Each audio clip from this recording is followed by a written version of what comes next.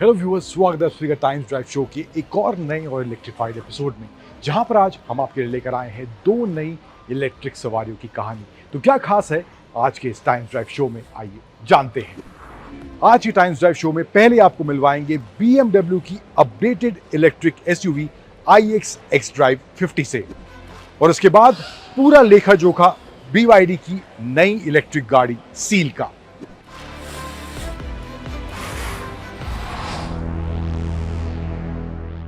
This BMW comes with the self-healing grill and there's also a heating element inside this grill. Purpose क्या है उसका आगे मैं बताऊंगा। इसके रियर में आपको टेल लाइट यहाँ तो दिख रही है, लेकिन इसके अलावा भी एक और टेल लाइट इसमें दी गई है जो कि है यहाँ पर। पर्पस क्या है वो भी वीडियो में आगे बात करेंगे। And this BMW comes with the electrochromic sunroof. Hello viewers, स्वागत है स्पीकर टाइम्स ड्राइव में एक बार फिर से। मैं हूं अंकुर तनेजा और ये है BMW की iX xDrive 40 जो था पहले वाला वर्जन था, लेकिन ये जो है इसका नया xDrive 50 वर्जन इंडिया में BMW लेकर आई है। तो चेंजेस क्या देखने को मिल रहे हैं? डिजाइन के हिसाब से मामला एकदम सेम है, xDrive 40 वाला ही है, लेकिन कुछ एलिमेंट्स जो हैं इसमें एक्स्ट्रा BMW ऑफर कर रही है एंड एक बड़ा बैटरी पैक भी इस वर्जन में BMW देने वाली है। तो उन सभी के बारे में बात करेंगे इस वीडियो में।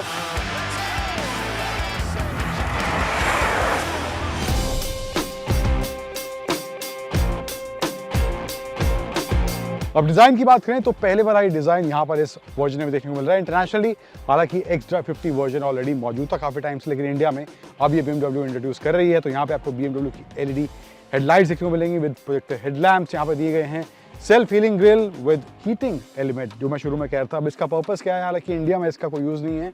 इन केस यहाँ स्नो वगैरह पड़ती है या जिन देशों में स्नो वगैरह ज्यादा पड़ती है तो वहां पर इसको ऑन करा जा सकता है और उस हीटिंग एलिमेंट के जरिए स्नो यहाँ पे पिघल जाएगी। अब ये सेल्फ हीलिंग का फीचर इस पे क्यों दिया है? क्योंकि इसके पीछे जो है कुछ सेंसर्स लगे हुए हैं, तो अगर स्क्रैचेस वगैरह पड़ेंगे तो वहां पर सेंसर्स को आगे का रास्ता समझने में थोड़ी दिक्कत होगी। तो इसलिए यहाँ पर ये सेल्फ हीलिंग वाला एलिमेंट भी इसमें देखने को मिलता है, जहां पर स्क्रैचेस ऑटोमेटिकली हील इसकी ग्रिल में हो जाएंगे। इसके अलावा जो है कैमरा वगैरह आप देख सकते हैं, यहाँ पर BMW का लोगो दिया गया। हालांकि इसका जो है इसका बोनट जो है ओपन नहीं होता, कोई फ्रंट इसमें नहीं है, लेकिन वॉशर फ्लूइड के लिए आपको यहाँ पे अलग से ये लिड दिया गया है, जहाँ पे आप इसके जो वॉशर फ्लूइड का पानी है उसमें आप भर सकते हैं। देन यहाँ पर आप देखेंगे पियानो ब्लैक एलिमेंट्स फ्रंट में दिए गए हैं। अब ये जो कलर है इसमें iX में BMW नया लेकर आई है। दो कलर नए का ऑप्शन है, इसमें से एक ये है। एंड साइड में आए तो यहाँ पर अलॉय व्हील्स का जो डिजाइन है वो भी डिफरेंट आपको पहले के मुकाबले देखने को मिलेगा। 22 इंच के व्हील्स इस BMW की iX में देखने को यहाँ पर मिल रहे हैं। फिर साइड में वही ग्रे और पियानो ब्लैक कॉम्बिनेशन आपको थ्रू आउट साइड पर देखने को मिलेगा। एंड साइड पर ये हॉलो डोर लैचेस इसके यहाँ पे देखने को मिलते हैं। गाड़ी का जो साइज है X5 वाला ही है जो X5 का इस वर्जन आता है, लेकिन ओवरऑल हाइट जो है उससे थोड़ी कम है, बट लंबाई के हिसाब से मामला पूरा वैसा ही है। हालांकि व्हील बेस भी काफी अच्छा इसमें देखने को मिलता है, जिसकी वजह से इसका स्पेस जो है वो भी काफी अच्छा है। आगे चल के उसकी बात करेंगे। अब रियर की बात करें तो यहाँ पे टेल लाइट्स काफी नीटली यहाँ पे देखने को मिलेंगी। इतनी स्लिम है कि आपको ये हेडलैम्प वाली फील यहाँ पे देंगी। बड़ा सा BMW का लोगो है एंड xDrive 50 की बैजिंग पीछे की तरफ आपको यहाँ देखने को मिलेगी। And iX on the left side इस BMW की iX xDrive 50 में दिया गया है। लेकिन टेल लाइट वाला मामला कूल है। यहाँ बाहर तो आप देख रहे हैं, अंदर भी एक इसमें टेल लाइट आपको देखने को मिलेगी। मैं बूट को ओपन करता हूँ। अब देखेंगे यहाँ पीछे की तरफ भी एक टेल लाइट यहाँ पे दी गई है। आप सोचेंगे एक गाड़ी में दो टेल लाइट होने का पर्पस क्या है, मतलब क्या है? अब इन केस आपने बूट को खोल के रखा हुआ, कहीं आप खड़े हैं हाईवे पर, कुछ पंचर हो जाए या कुछ भी दिक्कत हो गई है तो आप गाड़ी रोककर खड़े हैं, तो अगर आपने इस पे बूट को खोला हुआ है तो टेल लाइट ऊपर चलेगी, तो पीछे से आती हुई गाड़ी को आपकी गाड़ी दिखेगी नहीं। तो इसलिए एक्स्ट्रा टेल लाइट यहाँ पर दी गई है ताकि कोई पीछे से गाड़ी आ रही है तो यहाँ पे इसकी लाइट उसको विजिबल हो पाए। सेफ्टी के हिसाब से अच्छा फीचर है, लेकिन यहाँ पर आपको दो एक्स्ट्रा टेल लाइट के पैसे इस iX में देने जरूर पड़ेंगे। अब बूट स्पेस की बात करूं तो तकरीबन 500 लीटर का बूट स्पेस इसमें देखने को मिलता है, लेकिन जो X5 इसका आइस वर्जन है वहां पर बूट स्पेस ज्यादा है एंड लंबाई हालांकि ऑलमोस्ट सेम है, लेकिन इतनी लंबाई होने के बावजूद भी मुझे लगता है बूट स्पेस थोड़ा कम इस साइज की SUV के हिसाब से यहाँ पर है। But otherwise 500 litres is also not a small boot. तो ये स्पेस कुछ इस तरह से रियर में दिए गए अनाउंस हो। यहाँ पे नीचे भी कुछ सामान रखने की जगह है, आप चार्जिंग केबल वगैरह रखना चाहते हैं तो वहाँ पर भी कुछ जगह आपको देखने को मिलेगी। तो मामला कुछ ये है इसके एक्सटीरियर और इसके बूट स्पेस वगैरह का इस BMW की iX xDrive 50 में। अंदर चलते हैं, मामला वहां पे हो जाता है बहुत ही ज्यादा प्रीमियम और luxury. Let's go inside and check that out.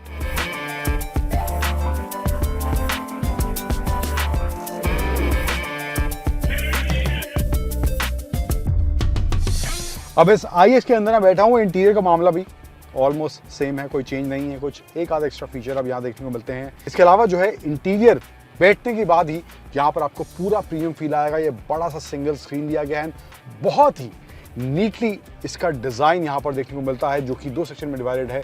Around 15 inch के आसपास इसका इंफोटेनमेंट स्क्रीन है, जो यहाँ पे कुछ इस तरह से इसका लेआउट देखने को मिलता है। अलग इसमें मोड्स का भी ऑप्शन मिलता है, जो आप चेंज कर सकते हैं, personal, sport, efficient, expressive, relax, digital art, ये सब ऑप्शन यहाँ पे इन टर्म्स ऑफ मोड इसमें दिए गए हैं। एंड ये तकरीबन 12 इंच के आसपास का इसका इंस्ट्रूमेंट क्लस्टर मिलता है। एंड बहुत ही नीटली लेआउट मैं कहूँगा, इसका इंटीरियर ज़रूर देखने में पहले भी लगता था और अब भी लग रहा है। यहाँ पर लेदर स्टिच का इस्तेमाल करा गया है। एंड सीट का जो ओवरऑल फील है, काफ़ी होल्ड जो है देखने में अच्छा लग रहा है। एंड बैठने के बाद भी या इसको ड्राइव के दौरान भी काफ़ी अच्छा होल्ड इसका देखने को मिलता है। प्रॉपर किस तरह का ड्राइव हैंडलिंग है उसकी जाके आगे बात करेंगे, बट ओवरऑल सीट्स भी काफ़ी कंफर्टेबल फिलहाल अभी यहाँ पे देखने को मिल रही है। सेंटर में जो है इसके कंट्रोल्स हैं, स्टार्ट स्टॉप बटन, यहाँ पे कुछ वुडन पैनल दिया गया है जिसमें आपको वॉल्यूम कंट्रोल्स, मोड चेंज करने का ऑप्शन है, पार्क असिस्ट वगैरह ये सब ऑप्शन है। बीच में आप एक क्रिस्टल डायल दिया गया है जिससे आप इसके इंफोटेनमेंट स्क्रीन को कंट्रोल यहाँ पे कर सकते हैं। हेक्सागोनल शेप में यहाँ पे इसका स्टीयरिंग व्हील कुछ इस तरह से देखने को मिलता है। एंड लेफ्ट साइड में क्रूज कंट्रोल वगैरह के ऑप्शन है। राइट साइड में इसका जो इंस्ट्रूमेंट क्लस्टर है उसको ऑपरेट करने के बटन यहाँ पे इसमें दिए गए हैं। तो मामला कुछ ये है इस BMW की IX की पहली कतार का है। एंड आपको यहाँ पे सीट एडजस्ट करने के लिए भी क्रिस्टल बटन यहाँ पे देखने को मिलेंगे। तो प्रीमियम फील की जो कमी है वो बिल्कुल भी आपको इस BMW की IX में बैठने के बाद नहीं खलेगी। पीछे चलते हैं, स्पेस किस तरह का इसकी सेकंड रो में है, एक बार उसको देखते हैं।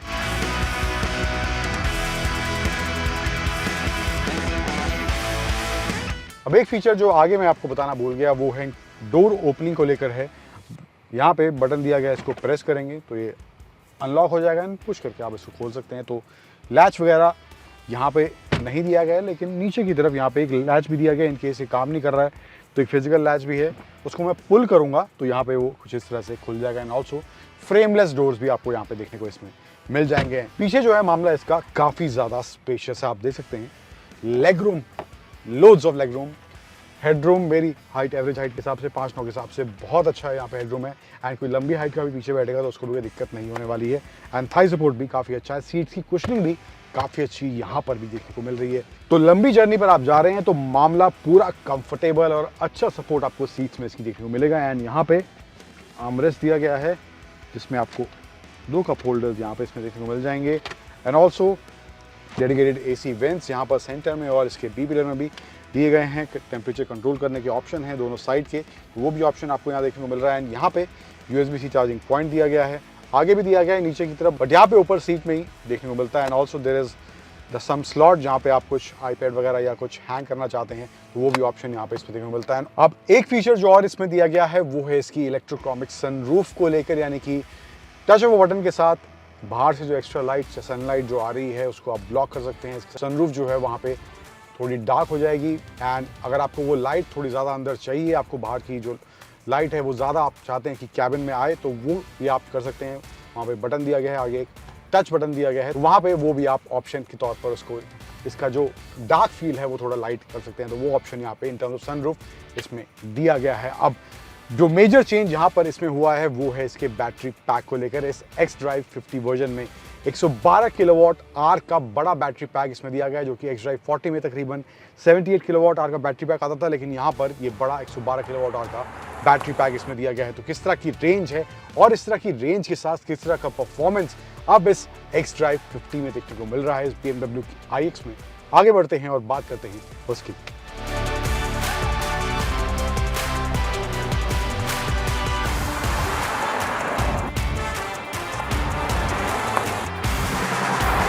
कहानी को आगे बढ़ाते हैं और बात करते हैं इस BMW की नई iX xDrive 50 की परफॉर्मेंस, ड्राइव वगैरह किस तरह की है, जो एयर सस्पेंशन इसमें दिया गया है किस तरह से कंफर्ट वगैरह इसमें महसूस हो रहा है। तो पहले जो पावर के फिगर्स हैं उन पर नज़र डालते हैं।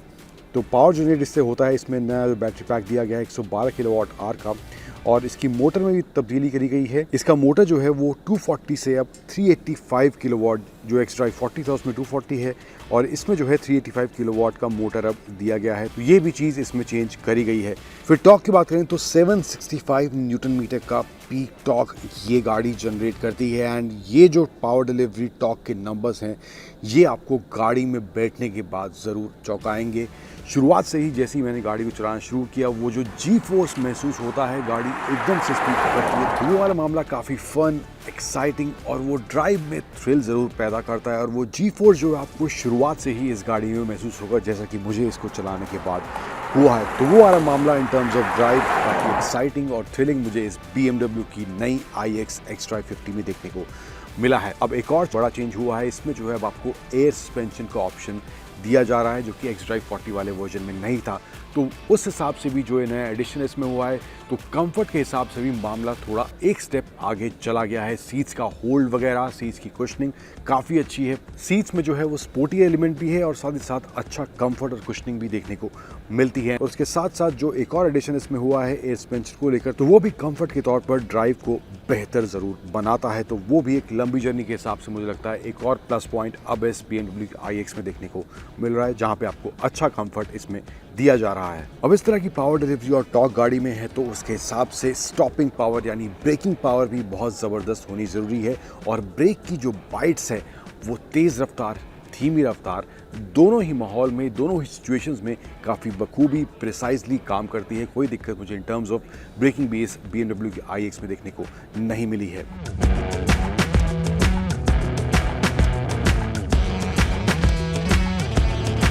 ओवरऑल एज ए पैकेज की बात करें इस BMW की नई iX Xdrive 50 वाले वर्जन की, तो गाड़ी का जो प्रीमियम फैक्टर है वो भी काफ़ी सॉर्टेड महसूस होता है और कंपटीशन में जो और भी गाड़ी हैं उनके मुकाबले इसका जो ओवरऑल लेआउट है, इंटीरियर का प्रीमियमनेस है, वो स्टैंड आउट भी करता है। एक अलग फील, एक different feel in terms of premiumness और नीटनेस इसका इंटीरियर ज़रूर देता है।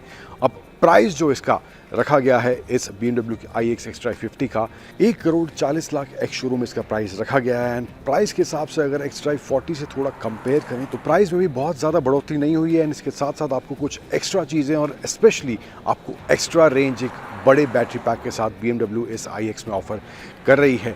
तो मेरे हिसाब से अगर आप EV सेगमेंट में या प्रीमियम सेगमेंट में कोई ऐसी EV तलाश रहे हैं, ऐसी SUV तलाश रहे हैं जहां पर आपको रफ्तार से किसी तरह कॉम्प्रोमाइज़ देखने को ना मिले, अच्छी रेंज आपको उसमें देखने को मिले एंड ओवरऑल जो प्रीमियमनेस है, इंटीरियर है, वहां पर भी उसमें किसी तरह कॉम्प्रोमाइज़ ना करा गया हो, तो मुझे लगता है उन मायनों के हिसाब से BMW की iX Xdrive 50 एक अच्छा ऑप्शन, एक अच्छी बेट आपके लिए ज़रूर बन सकती है।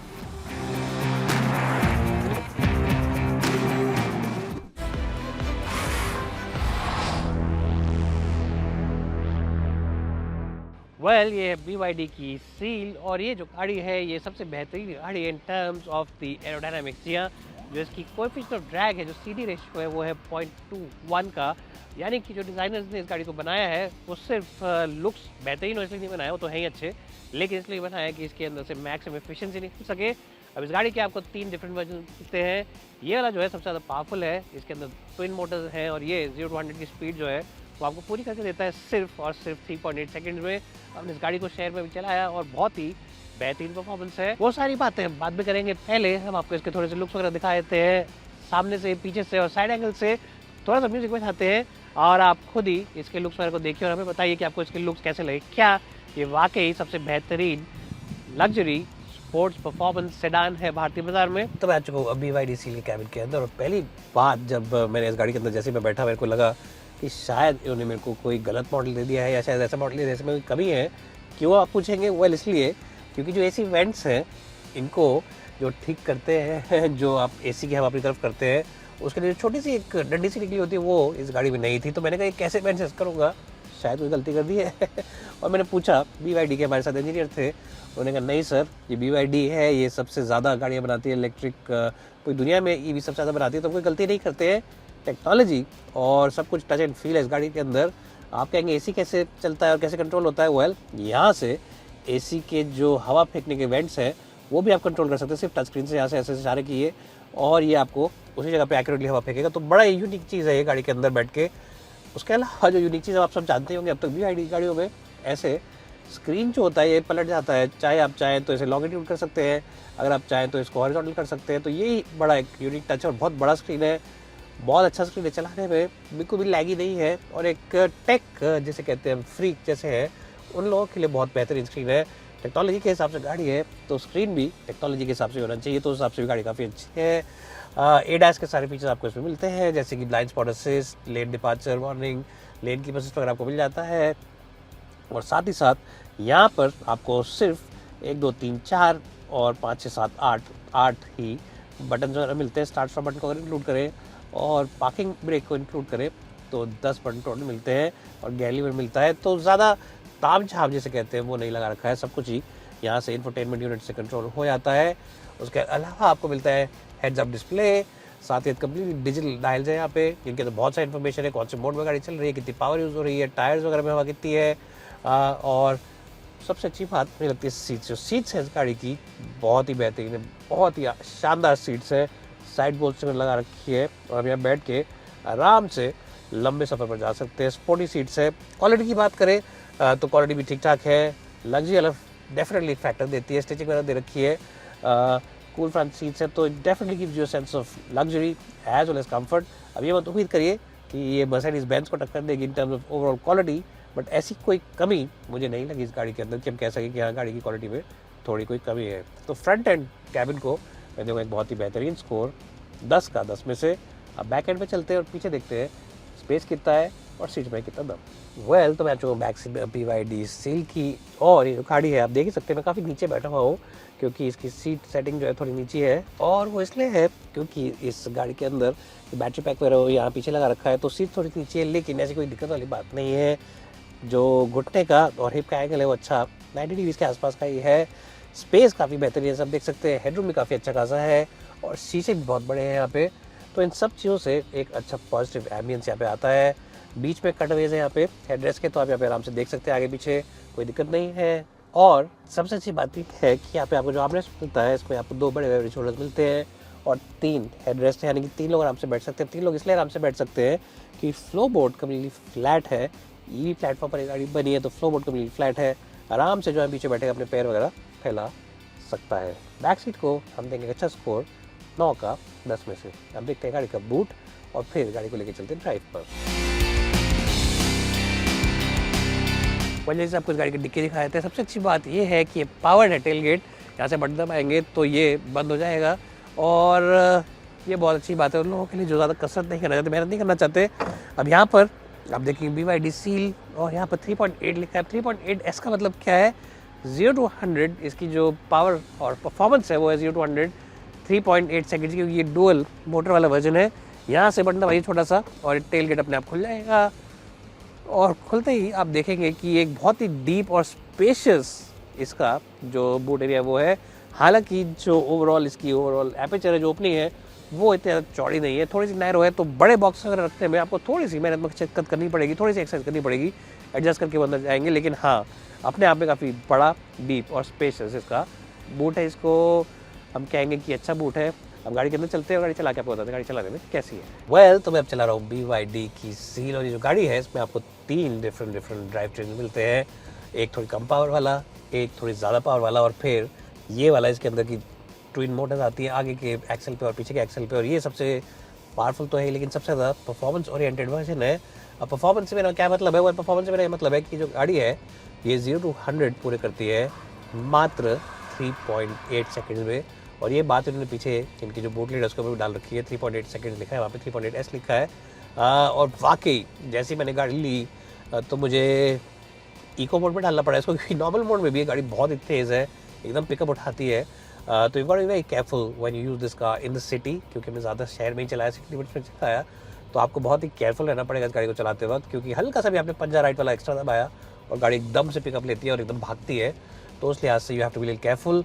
वेल अगर हम बात करते हैं इसके ओवरऑल राइड कंफर्ट के, तो जो राइड है उसको सस्पेंशन को थोड़ा सा इन्होंने स्टिफ किया है, लेकिन स्टिफ का मतलब ये नहीं है कि आपको अनकंफर्टेबल लगे, ऐसे स्टिफनेस नहीं है। ऐसी स्टिफनेस है कि हाईवे पर जब गाड़ी को लेकर निकलते हैं, जब हाईवे पर गाड़ी को चलाते हैं, तब गाड़ी एकदम दब के चलती है, चिपक के चलती है। 100, 110, 120 की स्पीड में चलाएंगे तो गाड़ी एकदम दब के चलेगी, मज़ा आएगा आपको उस वक्त गाड़ी को भगाते वक्त। So that's something which you will truly enjoy. साथ ही साथ जो स्टेयरिंग व्हील है बहुत ही एक्यूरेट है और बहुत अच्छा वजन है इसके अंदर, ना ही ये ज़्यादा हल्का है कि आपको लगे कि अरे बाप रे इतना हल्का स्टेयरिंग व्हील है, मैं तो नर्वस हो जाऊँगा, और ना ही इतना भारी कि दिन भर आप चलाएं और बोले अरे मैं तो थक गया गाड़ी चला चला के। तो उस लिहाज से भी स्टेयरिंग व्हील काफ़ी अच्छा है और काफ़ी अच्छा फीडबैक है स्टेयरिंग व्हील का। बॉडी रोल बिल्कुल ना के बराबर है, लो गाड़ी है, ग्राउंड क्लियरेंस भी कम है, स्टिफ सस्पेंशन है, तो बॉडी रोल इस गाड़ी का ना के बराबर है, बिल्कुल ऐसा है बॉडी रोल कि अंडर कंट्रोल रहेगा। तो ट्रैक पे अगर आप ले आते हैं गाड़ी को कभी, अगर आपके घर के आसपास कोई ट्रैक है या फिर आप इवेंट्स पे जाते हैं जहाँ पे परफॉर्मेंस वगैरह देखते हैं गाड़ियों की, तो ये गाड़ी उस चीज़ के लिए बहुत अच्छी है। मेरे हिसाब से ये बहुत सारी आइस इंजन वाली V8 और V10 और V6 गाड़ियों को हरा देगी। अगर प्योर परफॉर्मेंस की बात करें, भगाने की अगर बात करें, एक्सेलरेशन की बात करें, तो ये अच्छे से अच्छे बड़े से बड़े नामी गाड़ी को उन चीज़ों में हरा देगी। और ये भी एक बेहतरीन बात है कि सेडान से इतनी परफॉर्मेंस निकालना आमतौर पे लोग सोचते हैं कि पॉसिबल नहीं है, लेकिन BYD ने करके दिखाया है। So that's also something which is very positive and very encouraging for people who always seek performance. As a daily driver, it's a good car, क्योंकि अगर आप खुद गाड़ी चलाना चाहते हैं तो आपको यहाँ पे HD डिस्प्ले मिलता है, काफ़ी इन्फॉर्मेशन है, शीशे बड़े हैं, ADAS फीचर्स मिलते हैं जैसे कि ब्लाइंड स्पॉट असिस्ट वगैरह। पीछे का जो ये वाला व्यू है थोड़ा कम है क्योंकि हेडरेस्ट वगैरह और स्लांटिंग है बहुत ज़्यादा पीछे का विंड स्क्रीन, तो ये वाला व्यू थोड़ा कम है। लेकिन हाँ, साइड व्यू मिरर काफ़ी अच्छा है, सामने बॉर्डर लाइन वगैरह दिखती है, और जो गाड़ी है हालांकि बड़ी है और लंबी है, लेकिन इतनी ज़्यादा कम्फर्ट नहीं है चलाने में, तो उस हिसाब से भी for people who drive themselves they will be quite happy driving this car. Anyways, ये था हमारा एक छोटा सा ड्राइव रिव्यू इस गाड़ी का। आगे भी इस गाड़ी को हम चलाएंगे तो तो आपको और लंबा एक रिव्यू देंगे, बताएंगे और कैसी लगी हमें ये। और अगर आप मार्केट में है एक इलेक्ट्रिक व्हीकल के लिए, परफॉर्मेंस ओरिएंटेड व्हीकल चाहिए आपको, तो डेफिनेटली आपको इस गाड़ी की तरफ देखना चाहिए। You really enjoy this car overall. बात करते हैं BYD सील की, तो जो गाड़ी है ये आपका दिल खुश कर देगी in terms of the performance, in terms of the interiors, in terms of the features as well as the space in the back. इसकी बोर्ड भी काफ़ी बड़ी है, और साथ ही साथ ये जो गाड़ी है इसकी जो प्राइसिंग है वो काफ़ी अट्रैक्टिव है। अगर आपके पास बजट कम है तो आप बेस वर्जन ले सकते हैं, उसकी परफॉर्मेंस अच्छी है और रेंज भी काफ़ी ज़्यादा अच्छी है इस गाड़ी की। सिर्फ एक ही थोड़ा सा माइनर इशू है, वो ये है किसी ग्राउंड क्लियरेंस इतनी ज़्यादा अच्छी नहीं है, तो कभी कभार आपके बम्पर अगर आप जाते हैं या नीचे का पार्ट हल्का फुल्का रगड़ सकता है टेढ़े बड़े स्पीड ब्रेकर्स के ऊपर से। बट अगर आप अच्छे रोड पर चलाते हैं और बहुत रेयरली ख़राब रास्तों में जाते हैं तो ऐसी कोई दिक्कत नहीं आएगी। But apart from that minor issue, this really is a very good package and a very good value for money package, and definitely you should keep this car in your short list if you're in the market for your first ever luxury performance oriented EV. वक्त हो चला है आपसे एक बार फिर से विदा लेने का आज के इस टाइम ड्राइव शो में। बस इतना ही, लेकिन आज की शो में दिखाई गई कहानी से जुड़े आपके कुछ सवाल या सुझाव हैं तो आप हमें टाइम्स ड्राइव की सोशल मीडिया हैंडल्स पर वो सब भेज सकते हैं। एंड हमेशा की तरह always wear seat belt while driving, always wear your helmet while riding, drive safe, ride safe. Thank you for joining and stay tuned to ET Now Swadesh.